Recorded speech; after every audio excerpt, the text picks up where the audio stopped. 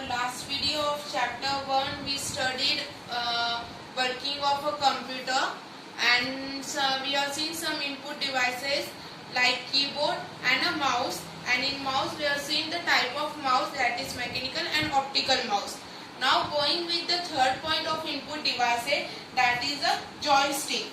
Joystick, as you can see in the image, there is a stick which is connected to the plastic base. Now this joystick is used mostly for playing games. If you have seen a video game, you might be having, or you might have seen in televisions that there are few people who play with this type of stick, who make use of this type of stick for playing a video games. Okay, so for playing a video game, this joystick is used.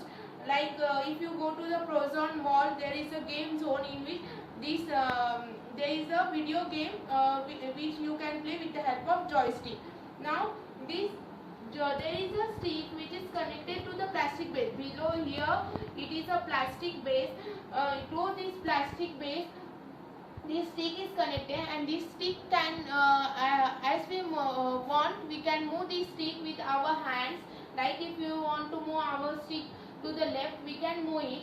But how does it move? Because it is connected to the plastic devices, so it is not possible to move.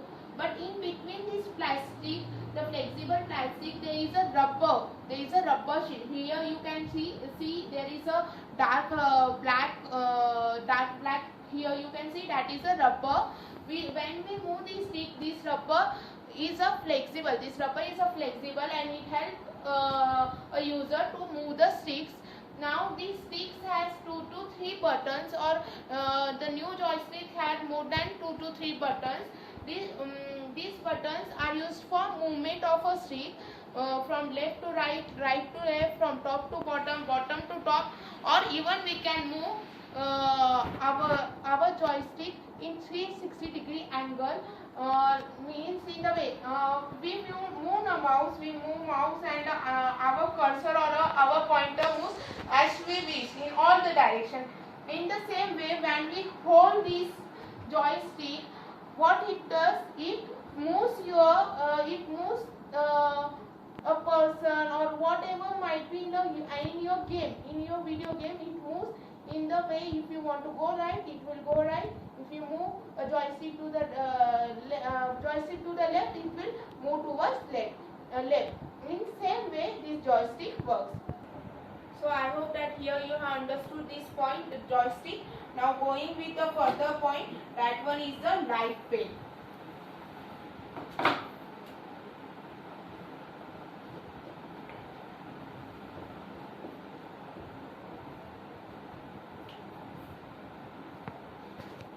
Here, now for what the light pen is used. Now light pen is used for drawing something on the screen. As everyone knows that with the help of electricity or with the help of electric power, our monitor, our CPU, our complete system works. Okay, so it senses the electricity. Your light pen senses the electric pulses of the monitor, and with those by sensing the electric pulses, what does the light pen do? As we move the mouse, suppose I am moving as we move the light pen, suppose I am moving my light pen in this direction, so in the same direction what it will do, it will draw a shape. So light pen is used for drawing something on your monitor, and light pen works by accessing the power, by accessing the light pulse of your monitor. It accesses the light pulse, and by accessing the light pulse, if we keep the light pen pointer on your screen, and if we move it with the help of light pulses, what it will do? It will draw a shape as you wish to move the pen. As you move the pen, it will draw a shape on your screen. So light pen is used for drawing something on a screen, drawing some images on a screen. Now after light pen, next one is the trackball.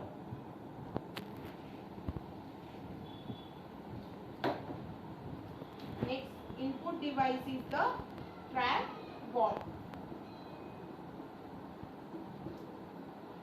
Now here trackball, as you can see in the image, you might think that it is a mouse, but trackball is not a mouse. Trackball looks like a mouse, as we have seen while studying mouse, we have seen a mechanical mouse. A mechanical mouse was having ball at the bottom, okay, and as from the top we used to move mouse. What was the working of a mechanical mouse? As we move the mouse from the top, the ball was rotating, and as the ball was rotating, our pointer was moving in any of the direction where we wish to move our pointer. But in a trackball, first thing you know that the trackball is not a mouse. It is a type of it looks like a mouse, okay, but it is also used for pointing. Trackball is also used for pointing, but it is not a mouse. It is called as a trackball. Why it is called as a trackball? In trackball now, here you can see that there is a red circle. Actually it is not a circle, it is a ball which is kept above the mouse, which is built at the top of the mouse, and here we don't need to move our complete mouse. There is no need to move our complete mouse on the floor. As we move the mouse from left to right, from top and bottom, we move the mouse as our wish. But here what we can do, we will just move the ball with our finger. If we want to go left, we will move the ball. We want to go right, we will move the ball. Wherever on the screen, if we want to move, we will just move a ball. And what will the movement of a ball do? It will take our pointer at the location where we wish to point our wherever we wish to point on our data. So I hope all these 3 points you have understood in a better way. The input device, that is a joystick, next one is the light pen and a trackball. Here the next input device that we are going to learn is a scanner. Now what is a scanner? Now all of you know the printer. From printer, with the help of printer, whatever our our files are in the form of soft copies on the computer. If we want them out of the computer, what we do? We take print of them on a paper. That is a hard copy. Same way, if I want my here now your textbook is there.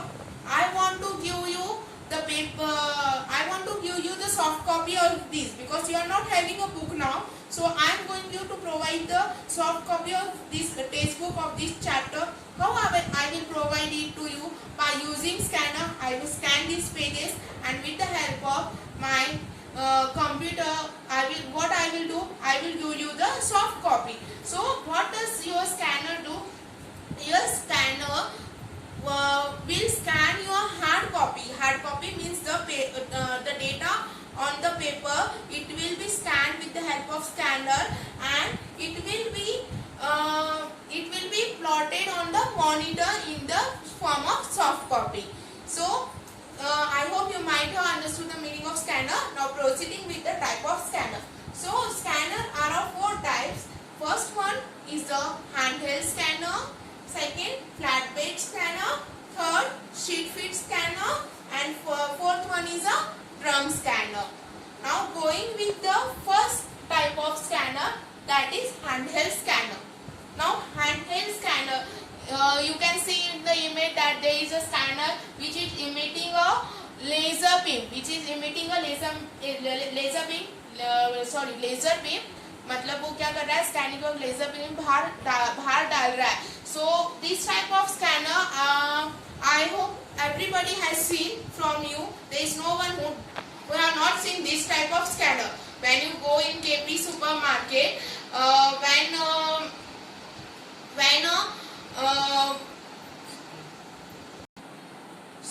when we go to the KP supermarket, you all have seen this type of scanner over there. Okay, what does when you go on the counter for billing purpose. There is one operator standing, and what does he do? It takes your product. Suppose this one is a product. It takes a product. There is a barcode on it. What does the operator do? Just it hold this type of scanner and it scan the barcode, and the amount is displayed on the monitor. So in the same way, the handheld scanner works. It is the type of handheld scanner that is used in the KP supermarket. So So what does handheld scanner do? Handheld scanner will scan the barcode or the QR code on your product and will display the data on the barcode will display the data of the QR barcode on the monitor. So I hope you have understood handheld scanner. Going with the further scanner type. Next scanner type is the flatbed scanner. Here flatbed means not a flatbed that is used for sleeping. Here flatbed scanner means here in image you can see a type of scanner. This is a here you can open the scanner with the help of this sheet, and below this you can place your paper for scanning. You have to place your paper for scanning, and here you can see the button. With the help of this button you have to give command for scanning. When you press one of the button that is used for scanning, it will scan your paper and it will display the data of your paper on the monitor. In flatbed scanner, the paper is placed between this open area. Here you can see the open area. In between these the paper is placed, and after that this sheet is closed, and the command is given for scanning with the help of the button. When the scanning gets complete, it will show the input on your monitor. So in this way your flatbed scanner works. Now going with next type of scanner, that one is the sheet feed scanner. Now here in image you can see the type of sheet feed scanner. This sheet feed scanner has the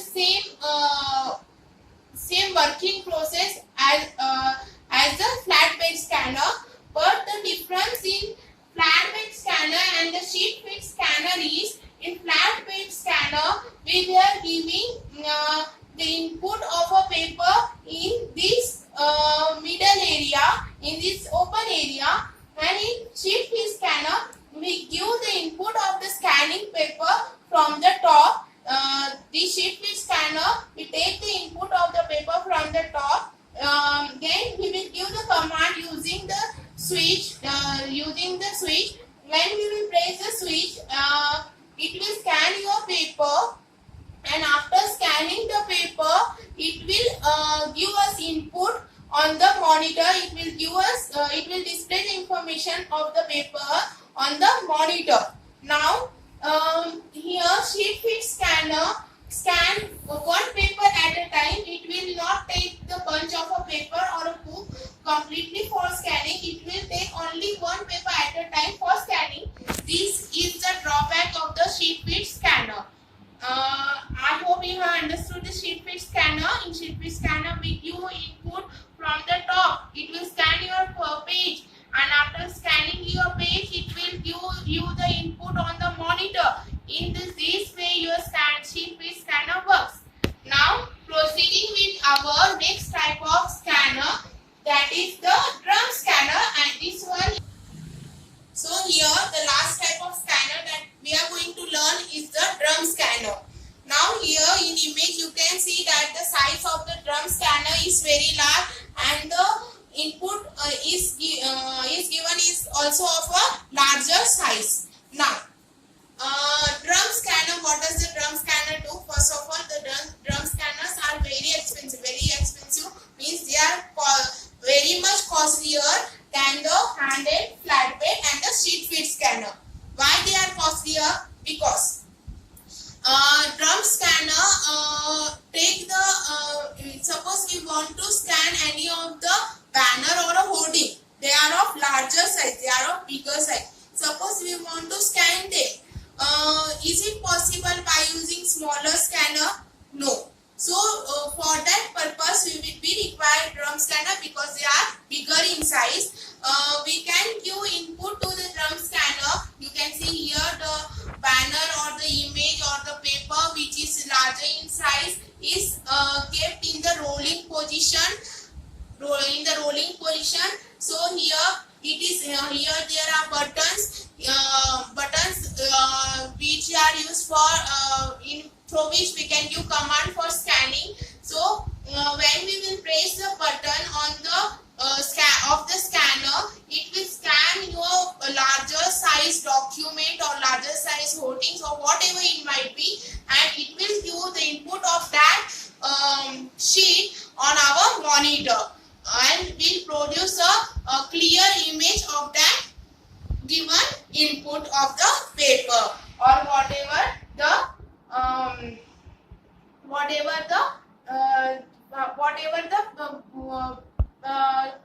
paper or whatever it is.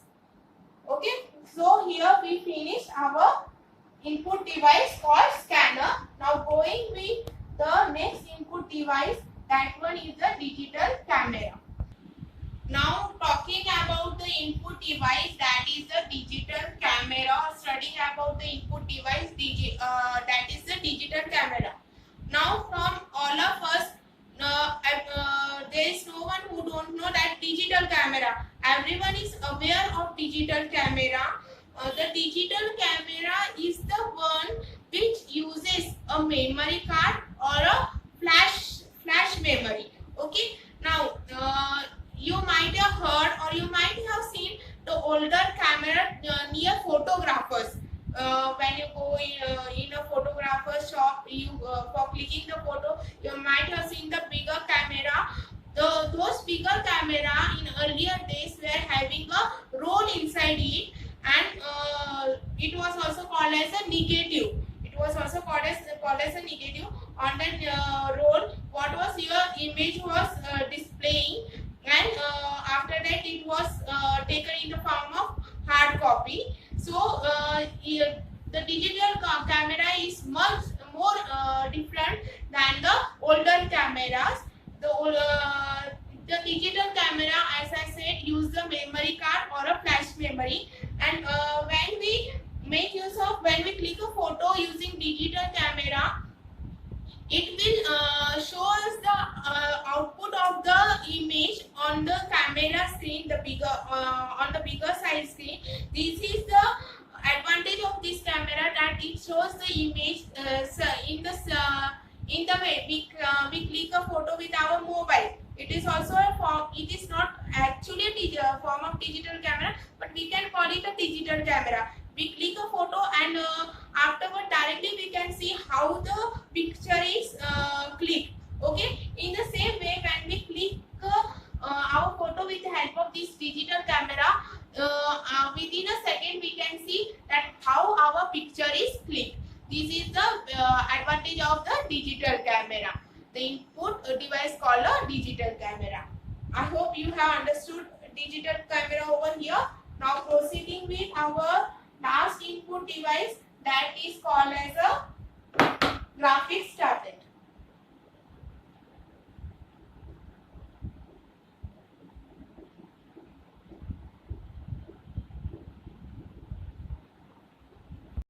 As you can see in image that there is a picture of a girl drawn on some device. There is a picture of a girl drawn on some device.